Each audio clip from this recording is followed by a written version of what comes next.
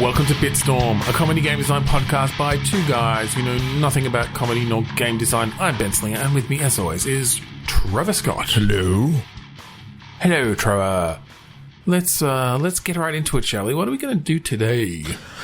Oh, I've got a hankering for some movies, so let's take some movies. So we're going to stop. So we're going to stop the podcast. We're just going to watch a movie instead.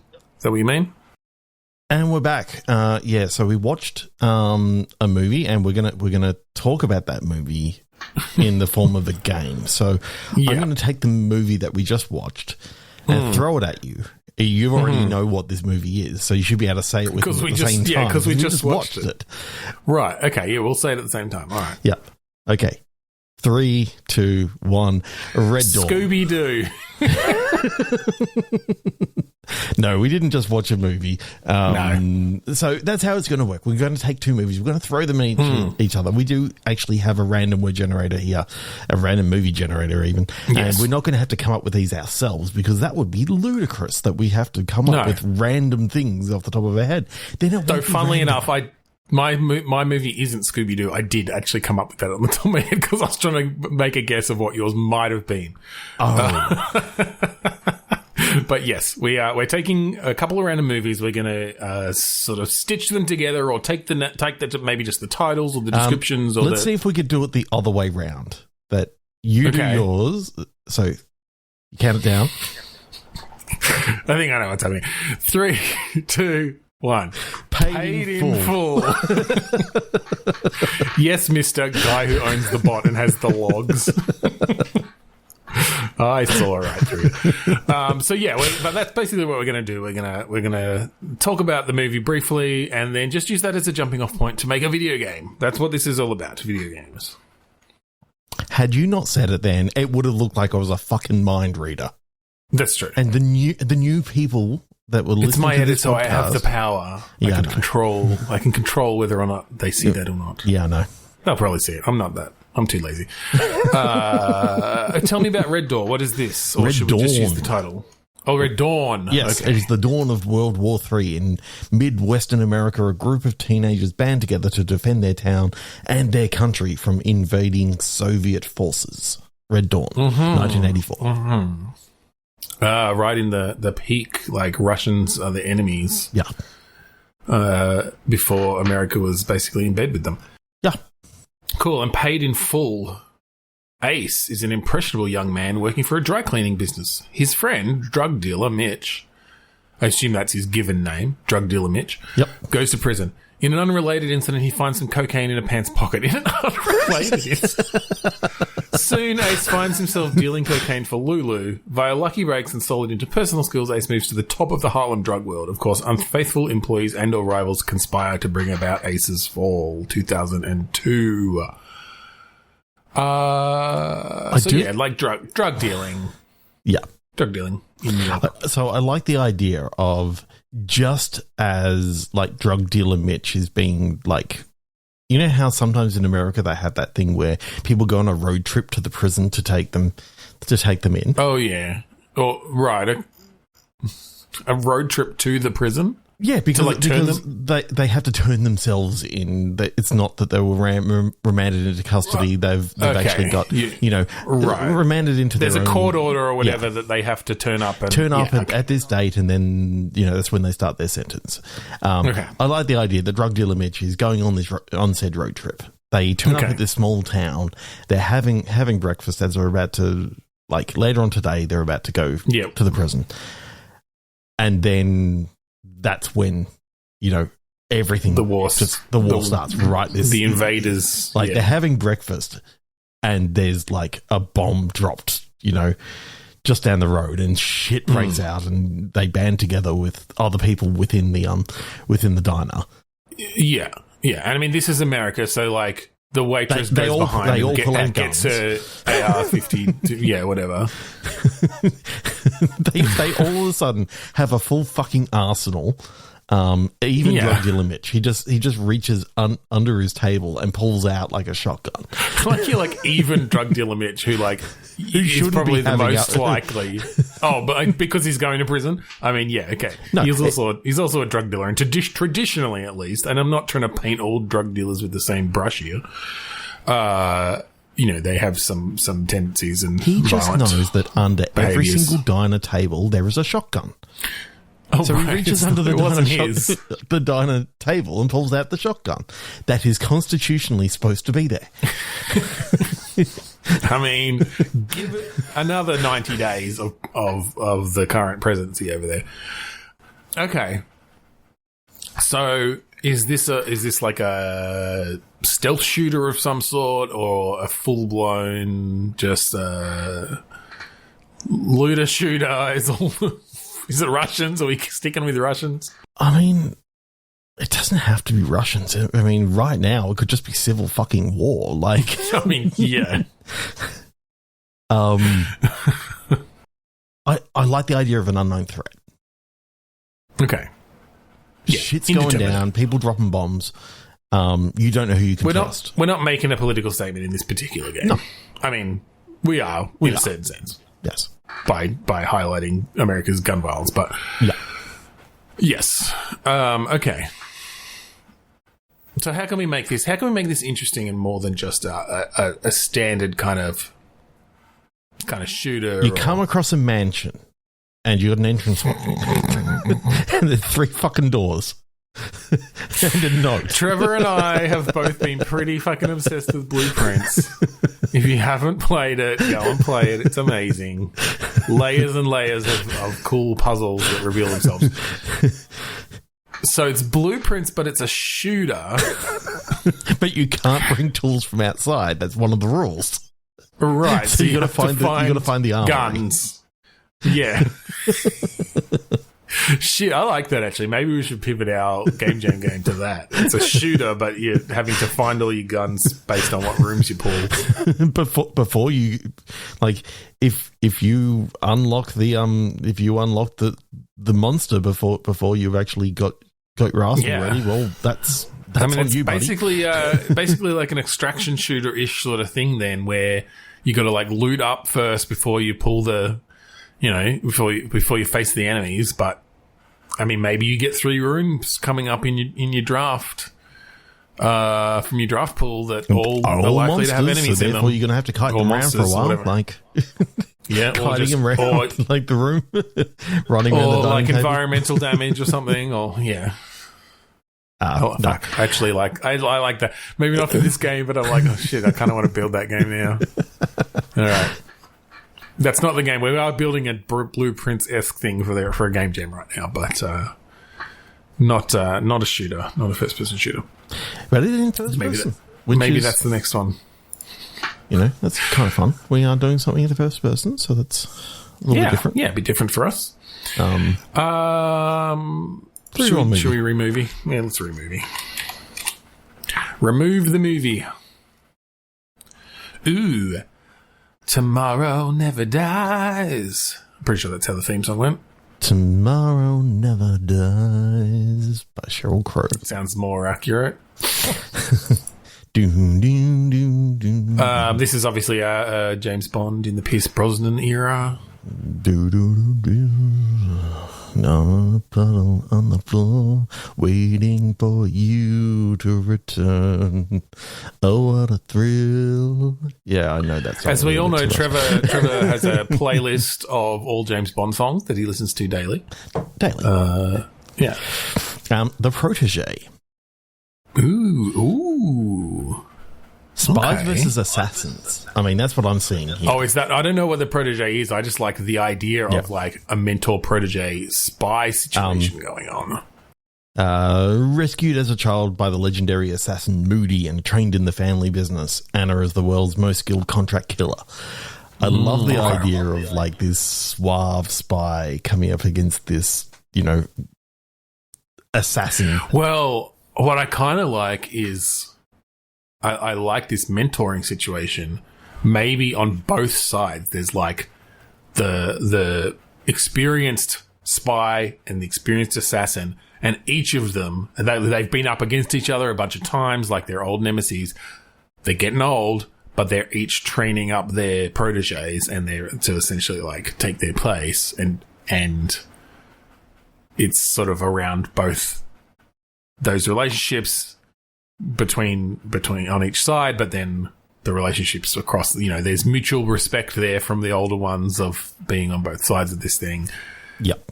And then, I don't know, the proteges fucking fall in love or something. Yeah. Star-crossed lovers. I mean, where I'm sort of seeing it go as well, because of Tomorrow Never Dies being a film where the evil mastermind is basically Rupert Murdoch. Is it? I have no memory of it. I've definitely all seen about it news media and them creating, shit that's going down to get the scoop. Well, I mean, Murdoch definitely has a cadre of assassins at his disposal. 100%. Yeah. So I think that actually works quite well within this. It's the backdrop of like the assassins and the spies, proteges. Finding themselves. So who is it government spies? Are we thinking then, or I mean that's usually what it is. I like the idea of this is a private assassin firm and a private spy firm that. Okay. Because then you've kind of got like maybe shit's gone down in Her Majesty's Secret Service and they've had to. Right, yeah, you're basically a mercenary spy now. Yeah. They cut funding. They cut funding. Yeah. Finally, they finally got a left-wing government and they cut funding to the military and to, like, intelligence. But not in...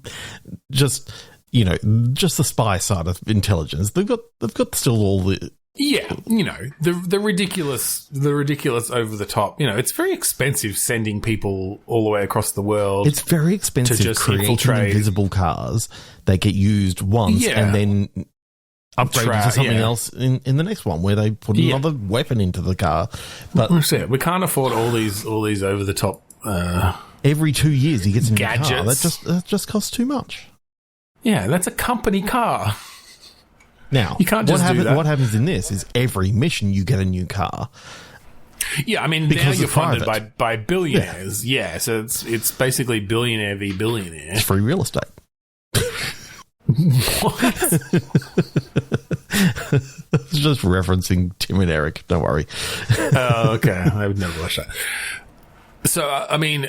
I guess billionaires are always going to have beef with other billionaires. They're competing for the same resources that actually belong to everyone else. So yeah, I like this. And then that's just, like you said, that's just the backdrop. I think we focus on the characters here. Yeah. So do you think maybe do you switch viewports? Do you switch back and forth between these proteges? It is just a game. It's just a remake of Spy versus Spy. But completely like overwrought and dramatic instead of cartoonish. So it's first person, it's super high res graphics, but all you're doing is like putting bombs above doors or whatever the fuck. I don't know. I remember that I had the snow one. You'd like bury things in snow piles. It is a two-person game where you're just running around, setting traps and trying to get the other person into fucking trouble. Honestly, that would be an interesting gameplay thing to recreate in a more modern style. What was that? Because it was really just you had a certain number of rooms. There were like things that you could loot for, like safes behind paintings and all this sort of stuff. But you could set like a trap on the painting so that and then you could set a trap on the painting so that so you kind of have to figure out. And of course, there's a lot of screen cheating happening in that particular game, but that you could avoid in a modern version of it. But maybe you can like set up cameras or something that are hard to spot, so you can tell if someone's you can say, "Oh, I think they're going to booby trap this painting. I can set up a camera here and check, wait and see." Or if you've booby trapped it yourself and want to confirm that went off, or I don't know, you could have some different things. I mean, I kind of like the idea of playing with those mechanics in a more modern. You've basically got this house, or whatever that you're hunting each other through. Because what happened when you met each other in that game? Could you do anything? I don't remember. That's the thing. It's been so long since I've played it. Oh my God, we did talk about it on this podcast many moons ago. Yeah. Because I sent you a photo of my copy of it on NES because I had the box. I had a boxed version of it. Right. I saw that come up the other day in one of my photo things. It's so funny for me as well because for the most part, when I see any reference to it, it's the original. Oh, there was a PS2 3D version of it. In 2005. Well, I don't want to watch that because it's going to ruin things. I want to see the original. But yeah, I had obviously a holiday version of it or something. It was pirated, It looks like you could stab each other. Nice. I'm just looking at a video of it. I'm thinking, we can Mr. and Mrs. Smith it, have these massive battle sort of things where no one really wins, but it just looks really cool. That if you see each other, you're shooting bullets at each other, and you get to do cool flips and shit, but you never hit each other. It's like you could only damage each other through through booby traps and shit. That's interesting. I don't know why. I love that idea of no one's going to get hurt through this. The main part of the game is that you set a booby trap and you lead them into it. Yes. Oh, there you go. It was actually Spy vs. Spy 3 Arctic Antics. Is the one I played. That makes sense as to why it was snow. I played the original, and that's all I played. Okay, so yeah, I do like the Mr. and Mrs. Smith idea of it. I like that maybe you've got... So I think you're playing the two proteges, and then you've got your mentor in your ear or something, commenting a bit. Yep. Giving you tips, or maybe they're the man on the man in the chair kind of thing. Giving, they've got cameras, and so they tell you, they just they just triggered your booby trap in the hallway or whatever. Yeah. And so you've got a sense for that.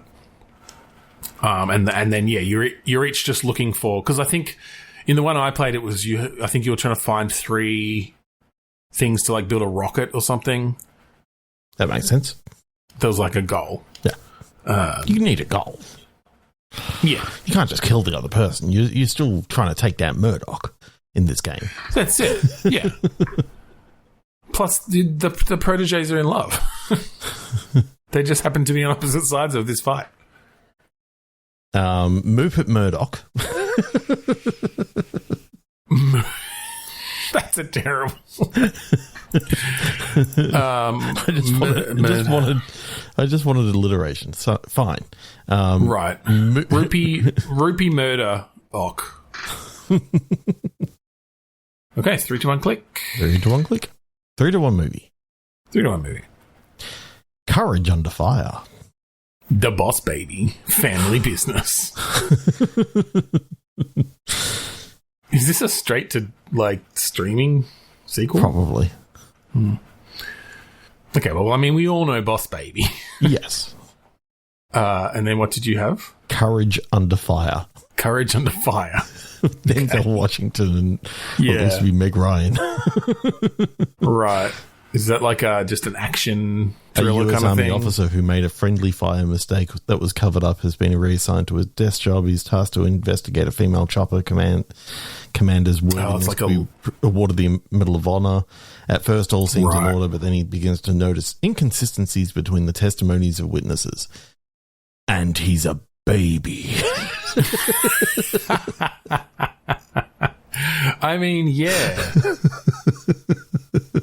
I think this is definitely putting a baby, they're a lawyer or something, or a baby lawyer. Not an investigator. Baby. Lawyer baby. Lawyer baby.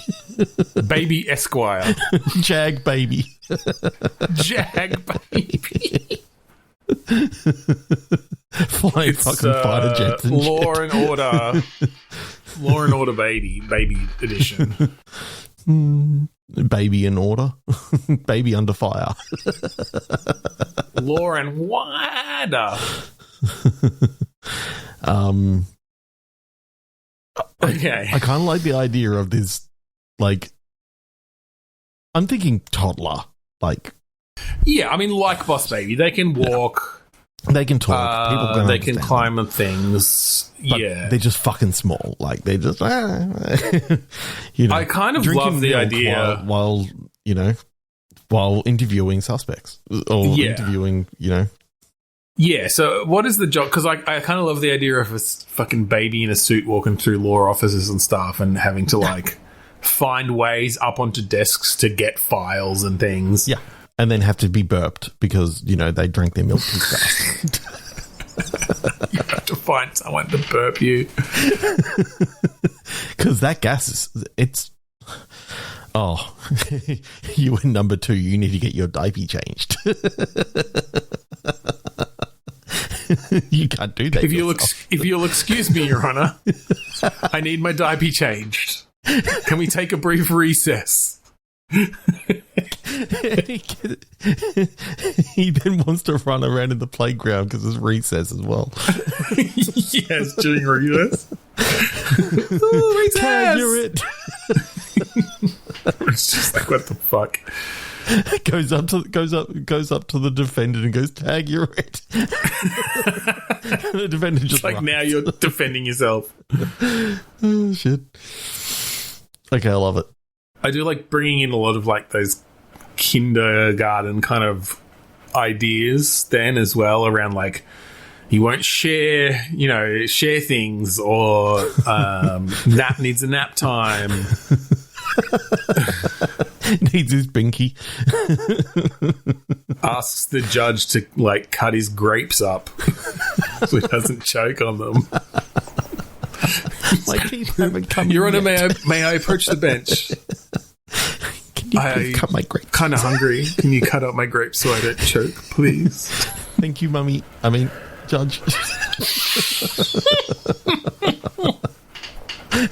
Mistakenly calling the judge Mum is so great. I love that.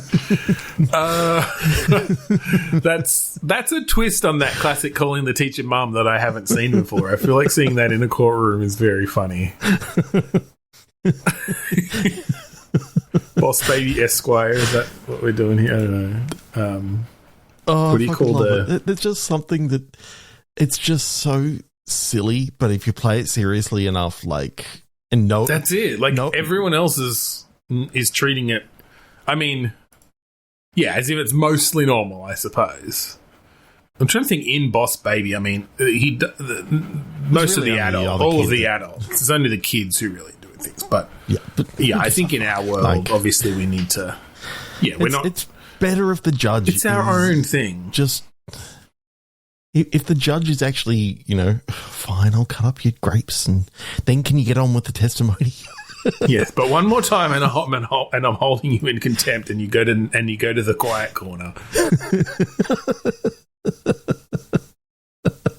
The contempt corner. You gotta put on a hat that's like fucking dunce. Yeah, it's just got contempt written on it.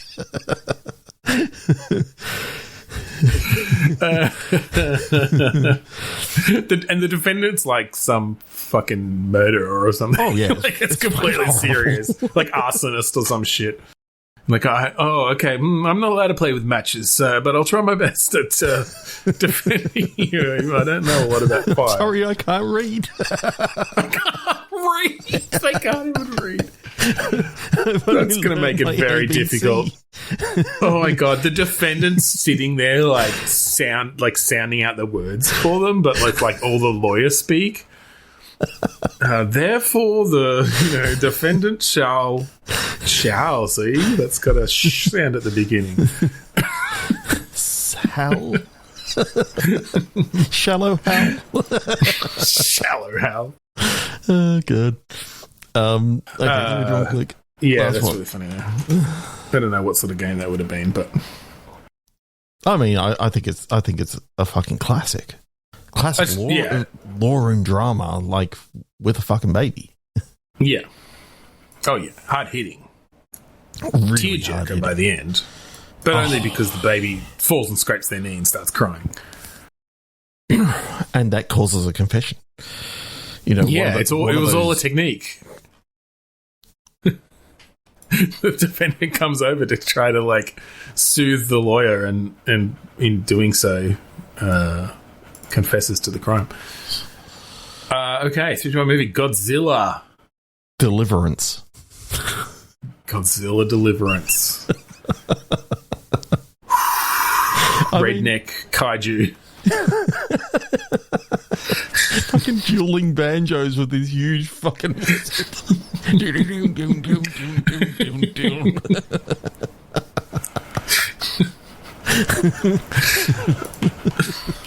God. Squeal, piggy. That's wild. I feel like that one's just the title. I feel like just Redneck Kaiju is enough. Yeah. So let's switch on movie. Yeah. God. Savage Land. American Pie presents The Book of Love. Okay. All right, this is going to be interesting. Okay, so the synopsis here is when a small town near the Arizona-Mexico border is wiped out overnight, suspicion falls on the lone survivor. But a roll of photos the survivor took that night tells a different story. Now, it tells the story of 3 hapless new virgins discovering the Bible left by Stifler in the school library at his Great Falls High. So, yes, I think this is a Dude, Where's My Car / Hangover-esque figuring out what happened overnight, except they've literally, they've destroyed the school. The school is a crater. And also, the Bible, for how, that's because that's the Book of Love gets destroyed in the movie. Oh, okay. So it's like we know the Bible's destroyed because the rest of our high school is destroyed. Mm-hmm. But the main thing that they're trying to do is put the Book of Love back together. Well, no, what I was thinking is all evidence is destroyed. They're in the middle of this crater, somehow unharmed. We don't know at the beginning how that happened. But then, one of them realizes, I was Snapchatting with, this girl that I've been, creeping on, basically. Yeah. And they're set to, they delete after 24 hours or whatever, right? So we've got to get and go and find these photos because that's going to tell us what happened. Yeah. So you got a time limit then. So there's a time limit. 12 hours because it's yeah, because it's been, exactly. It's the next day.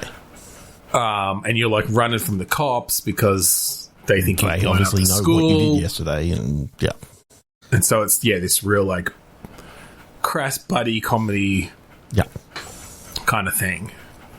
Yeah, I mean, given that Hollywood won't make these films anymore, they've got to go somewhere.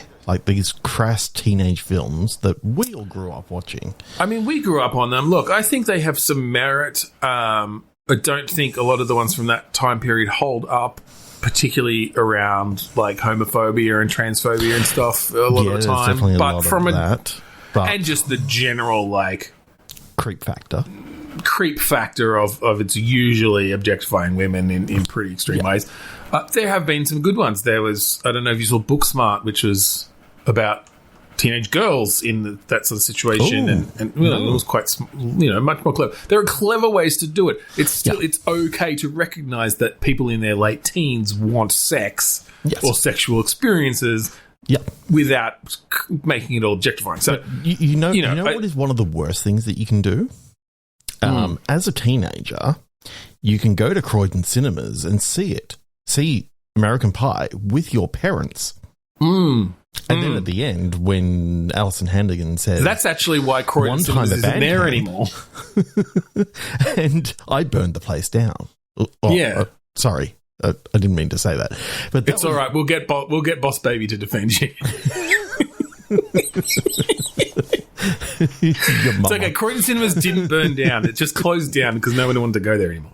And because the movie theatre business announced they were closing, that's when all of a sudden their ticket sales went through the fucking roof because every man and his dog came out of the fucking woodwork. Look, I saw Jurassic Park for the first time at Croydon Cinemas. That is Me too. Like a key experience. I went on my first date with my wife to go see Keeping the Faith there. We bought tickets for the wrong fucking movie and we saw Mission Impossible 2 instead.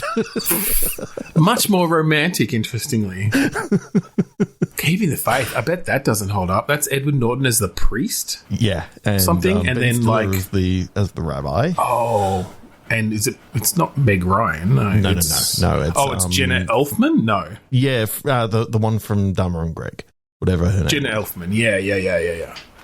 No, look, it was probably okay. I'm sure it had some weird religious. Obviously, it's about it's very religion focused, but directed by Edward Norton. Interesting. Yeah, that's one of those ones. Like I had it on DVD, so I've watched a bunch of time in that DVD era of the 2000s. Yep. I'll never forget when it came out on video, DVD. It came out to home video release. And we hired it and we sat down to watch it. And I put Mission Impossible 2 on again with my wife. Nice one.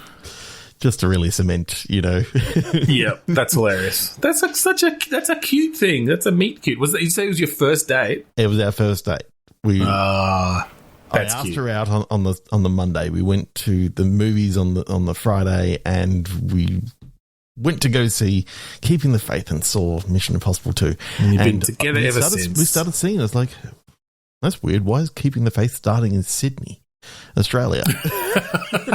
Oh, yeah, Mission Impossible 2, that's right. It's funny. Anyway, yeah, so... I think that's the end of tonight's cops episode, and teenage boys, but tastefully. Yeah. Yeah. Let's finish it up there. So thank you again for joining us this week on Bitstorm. If you'd like to find our previous episodes online, you can go to podchaser.com/Bitstorm. They're all there. Yeah. Listen, give them a listen. Check them out. You can also, if you want, go to bitstormcast.com. I believe that is still... It is. Up and running. But, they both have all of the episodes, so check them out. You can also check them out on Spotify, but not that we'd actually recommend that you go to Spotify, but still, they're all on there. Yeah, they're there. It's they're all on our YouTube page. Let's go to YouTube. Watch it there. It's better than some of the other places. And if you like the song that we play at the start and end of each episode, that song is called Mount Defiance, and it's on the album Containment Failure by the band Kuradust. We were in that band. It's pretty cool. So go check it out. It's all free. There is one other thing I want to send you out to go listen to, and that's the podcast Earnings. Mm-hmm. Yes, on the Big Tall Boys feed, I believe. Yeah, so BIGTAL LBOYS. Why did I spell that? .com. Yeah. That's a Big Tall Boys, which I just Googled, and you get a whole lot of dresses, drawers, and things from IKEA. But BigTallBoys.com. BigTallBoys.com. Alex, who has been on this podcast a few times, he's actually, a permanent member of the podcast. It's just that he's always in Antarctica. So that's why he can't actually, come. Yeah, occasionally we let him come back. Yeah. But then we don't get time to actually have him on the podcast. We forget about that, because he's always here, and then, it happens to be when we get a big flip tape in. Yeah. Sorry, this is going back to last season. He hasn't been on this season yet, so. That's true, yeah. We need to get him on, but the point being, yes, Earnings is a new series on BigTallBoys.com. It's an earnings call, a completely improvised earnings call for a company, the Manor Gazette. Starring Alex and us. We got asked to be part of this. It's kind of We are cool. the permanent members, and I believe there's an episode coming out once a month. Yes. We've recorded 2. We've got another recording next month. Coming up very soon, yeah. And yeah, check it out. It's a lot of fun. We had a hell of a lot of fun. The second episode, oh my God. Yeah, look out for that. It's fucking early wild. May. Okay. But anyway, that's it. So thank you again for joining us this week on Bitstorm. I'm Ben Slinger. I'm Trevor Scott. 3, 2, 1. Godzilla.